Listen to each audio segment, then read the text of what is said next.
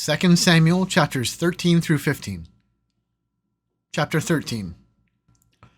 Now Absalom, David's son, had a beautiful sister, whose name was Tamar. And after a time, Amnon, David's son, loved her. And Amnon was so tormented that he made himself ill because of his sister Tamar, for she was a virgin, and it seemed impossible to Amnon to do anything to her. But Amnon had a friend, whose name was Jonadab, the son of Shimeah, David's brother. And Jonadab was a very crafty man. And he said to him, O son of the king, why are you so haggard morning after morning? Will you not tell me? Amnon said to him, I love Tamar, my brother Absalom's sister. Jonadab said to him, Lie down on your bed and pretend to be ill. And when your father comes to see you, say to him, Let my sister Tamar come and give me bread to eat, and prepare the food in my sight, that I may see it and eat it from her hand. So Amnon lay down and pretended to be ill. And when the king came to see him, Amnon said to the king, Please let my sister Tamar come and make a couple of cakes in my sight, that I may eat from her hand. Then David sent home to Tamar, saying, Go to your brother Amnon's house and prepare food for him. So Tamar went to her brother Amnon's house, where he was lying down. And she took dough and kneaded it, and made cakes in his sight, and baked the cakes. And she took the pan and emptied it out before him, but he refused to eat. And Amnon said, Send out everyone from me. So everyone went out from him. Then Amnon said to Tamar, Bring the food into the chamber, that I may eat from your hand. And Tamar took the cakes she had made, and brought them into the chamber to Amnon her brother. But when she brought them near to him to eat, he took hold of her and said to her, Come, lie with me, my sister. She answered him, No, my brother, do not violate me, for such a thing is not done in Israel. Do not do this outrageous thing. As for me, where could I carry my shame?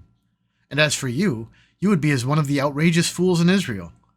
Now therefore, please speak to the king, for he will not withhold me from you. But he would not listen to her, and being stronger than she, he violated her and lay with her. Then Amnon hated her with a very great hatred, so that the hatred with which he hated her was greater than the love with which he had loved her. And Amnon said to her, Get up, go. But she said to him, No, my brother, for this wrong in sending me away is greater than the other that you did to me. But he would not listen to her. He called the young man who served him and said, Put this woman out of my presence and bolt the door after her. Now she was wearing a long robe with sleeves, for thus were the virgin daughters of the king dressed. So his servant put her out and bolted the door after her. And Tamar put ashes on her head and tore the long robe that she wore. And she laid her hand on her head and went away, crying aloud as she went. And her brother Absalom said to her, Has Amnon your brother been with you? Now hold your peace, my sister. He is your brother. Do not take this to heart. So Tamar lived a desolate woman in her brother Absalom's house. When King David heard of all these things, he was very angry. But Absalom spoke to Amnon neither good nor bad, for Absalom hated Amnon, because he had violated his sister Tamar. After 2 full years, Absalom had sheep shearers at Baal Hazor, which is near Ephraim, and Absalom invited all the king's sons. And Absalom came to the king and said, Behold, your servant has sheep shearers. Please let the king and his servants go with your servant. But the king said to Absalom, No, my son, let us not all go, lest we be burdensome to you. He pressed him, but he would not go, but gave him his blessing. Then Absalom said, If not, please let my brother Amnon go with us. And the king said to him, Why should he go with you? But Absalom pressed him until he let Amnon and all the king's sons go with him. Then Absalom commanded his servants, Mark when Amnon's heart is merry with wine, and when I say to you, Strike Amnon, then kill him. Do not fear, have I not commanded you? Be courageous and be valiant. So the servants of Absalom did to Amnon as Absalom had commanded. Then all the king's sons arose, and each mounted his mule and fled. While they were on the way, news came to David. Absalom has struck down all the king's sons, and not one of them is left. Then the king arose and tore his garments, and lay on the earth, and all his servants who were standing by tore their garments. But Jonadab, the son of Shimeah, David's brother, said, Let not my lord suppose that they have killed all the young men, the king's sons, for Amnon alone is dead. For by the command of Absalom, this has been determined from the day he violated his sister Tamar. Now therefore let not my lord the king so take it to heart as to suppose that all the king's sons are dead, for Amnon alone is dead. But Absalom fled, and the young man who kept the watch lifted up his eyes and looked, and behold, many people were coming from the road behind him, by the side of the mountain. And Jonadab said to the king, Behold, the king's sons have come, as your servant said, so it has come about. And as soon as he had finished speaking, behold, the king's sons came and lifted up their voice and wept. And the king also and all of his servants wept very bitterly. But Absalom fled and went to Talmai, the son of Ammihud, king of Geshur. And David mourned for his son day after day. So Absalom fled and went to Geshur, and was there 3 years. And the spirit of the king longed to go out to Absalom, because he was comforted about Amnon, since he was dead. Chapter 14. Now Joab, the son of Zeruiah, knew that the king's heart went out to Absalom. And Joab sent to Tekoa, and brought him from there a wise woman, and said to her, Pretend to be a mourner, and put on mourning garments. Do not anoint yourself with oil, but behave like a woman who has been mourning many days for the dead. Go to the king and speak thus to him. So Joab put the words in her mouth. When the woman of Tekoa came to the king, she fell on her face to the ground and paid homage, and said, Save me, O king. And the king said to her, What is your trouble? She answered, Alas, I am a widow. My husband is dead. And your servant had 2 sons, and they quarreled with one another in the field. There was no one to separate them, and one struck the other and killed him. And now the whole clan has risen against your servant, and they say, Give up the man who struck his brother, that we may put him to death for the life of his brother whom he killed, and so that they would destroy the heir also. Thus they would quench my coal that is left, and leave to my husband neither name nor remnant on the face of the earth. Then the king said to the woman, Go to your house, and I will give orders concerning you. And the woman of Tekoa said to the king, On me be the guilt, my lord the king, and on my father's house. Let the king and his throne be guiltless. The king said, If anyone says anything to you, bring him to me, and he shall never touch you again. Then she said, Please let the king invoke the Lord your God, that the avenger of blood kill no more, and my son not be destroyed. He said, As the Lord lives, not one hair of your son shall fall to the ground. Then the woman said, Please let your servant speak a word to my lord the king. He said, Speak. And the woman said, Why then have you planned such a thing against the people of God? For in giving this decision the king convicts himself, inasmuch as the king does not bring his banished one home again. We must all die. We are like water spilled on the ground, which cannot be gathered up again. But God will not take away life, and he devises means so that the banished one will not remain an outcast. Now I have come to say this to my lord the king, because the people have made me afraid, and your servant thought, I will speak it to the king. It may be that the king will perform the request of his servant. For the king will hear and deliver his servant from the hand of the man who would destroy me and my son together from the heritage of God. And your servant thought, The word of my lord the king will set me at rest, for my lord the king is like the angel of God, to discern good and evil. The Lord your God be with you.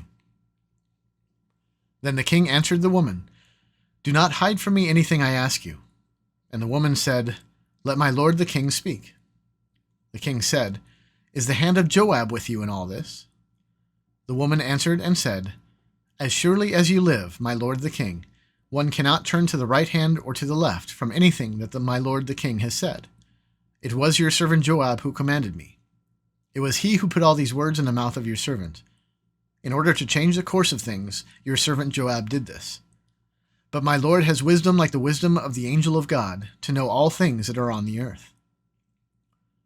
Then the king said to Joab, Behold, now I grant this. Go, bring back the young man Absalom. And Joab fell on his face to the ground and paid homage, and blessed the king. And Joab said, Today your servant knows that I have found favor in your sight, my lord the king, in that the king has granted the request of his servant. So Joab arose and went to Geshur, and brought Absalom to Jerusalem. And the king said, Let him dwell apart in his own house. He is not to come into my presence. So Absalom lived apart in his own house, and did not come into the king's presence. Now in all Israel there was no one so much to be praised for his handsome appearance as Absalom. From the sole of his foot to the crown of his head, there was no blemish in him. And when he cut the hair of his head, for at the end of every year he used to cut it, when it was heavy on him he cut it, he weighed the hair of his head, 200 shekels by the king's weight. There were born to Absalom 3 sons, and 1 daughter whose name was Tamar. She was a beautiful woman. So Absalom lived 2 full years in Jerusalem, without coming to the king's presence. Then Absalom sent for Joab to send him to the king, but Joab would not come to him. And he sent a second time, but Joab would not come. Then he said to his servants, "See, Joab's field is next to mine, and he has barley there. Go and set it on fire." So Absalom's servants set the field on fire. Then Joab arose and went to Absalom at his house and said to him, "Why have your servants set my field on fire?" Absalom answered Joab, "Behold, I sent word to you. Come here, that I may send you to the king, to ask, Why have I come from Geshur? It would be better off for me to be there still. Now therefore let me go into the presence of the king, and if there is guilt in me, let him put me to death." Then Joab went to the king and told him, and he summoned Absalom. So he came to the king and bowed himself on his face to the ground before the king, and the king kissed Absalom. Chapter 15. After this, Absalom got himself a chariot and horses, and 50 men to run before him. And Absalom used to rise early and stand beside the way of the gate. And when any man had a dispute to come before the king for judgment, Absalom would call to him and say, "From what city are you?" And when he said, "Your servant is of such and such a tribe in Israel," Absalom would say to him, "See, your claims are good and right, but there is no man designated by the king to hear you." Then Absalom would say, "Oh, that I were judge in the land! Then every man with a dispute or cause might come to me, and I would give him justice." And whenever a man came near to pay homage to him, he would put out his hand and take hold of him and kiss him. Thus Absalom did to all of Israel who came to the king for judgment. So Absalom stole the hearts of the men of Israel. And at the end of 4 years, Absalom said to the king, "Please let me go and pay my vow, which I have vowed to the Lord in Hebron. For your servant vowed a vow while I lived at Geshur in Aram, saying, If the Lord will indeed bring me back to Jerusalem, then I will offer worship to the Lord." The king said to him, "Go in peace." So he arose and went to Hebron.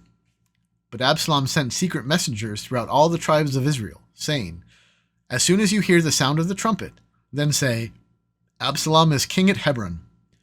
With Absalom went 200 men from Jerusalem, who were invited guests, and they went in their innocence and knew nothing. And while Absalom was offering the sacrifices, he sent for Ahithophel the Gilonite, David's counselor, from his city Gilo. And the conspiracy grew strong, and the people with Absalom kept increasing. And a messenger came to David, saying, "The hearts of the men of Israel have gone after Absalom." Then David said to all his servants who were with him at Jerusalem, "Arise, and let us flee, or else there will be no escape for us from Absalom. Go quickly, lest he overtake us quickly, and bring down ruin on us, and strike the city with the edge of the sword." And the king's servants said to the king, "Behold, your servants are ready to do whatever my lord the king decides." So the king went out, and all his household after him. And the king left 10 concubines to keep the house. And the king went out, and all the people after him, and they halted at the last house. And all his servants passed by him, and all the Cherethites, and all the Pelethites, and all the 600 Gittites who had followed him from Gath passed on before the king. Then the king said to Ittai the Gittite, "Why do you also go with us? Go back and stay with the king, for you are a foreigner and also an exile from your home. You came only yesterday, and shall I today make you wander about with us, since I go I know not where? Go back and take your brothers with you, and may the Lord show steadfast love and faithfulness to you." But Ittai answered the king, "As the Lord lives, and as my lord the king lives, wherever my lord the king shall be, whether for death or for life, there also will your servant be." And David said to Ittai, "Go then, pass on."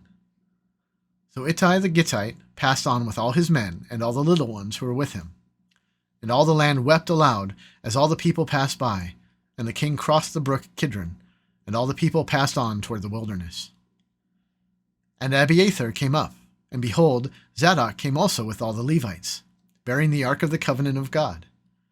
And they set down the ark of God until the people had all passed out of the city. Then the king said to Zadok, "Carry the ark of God back into the city.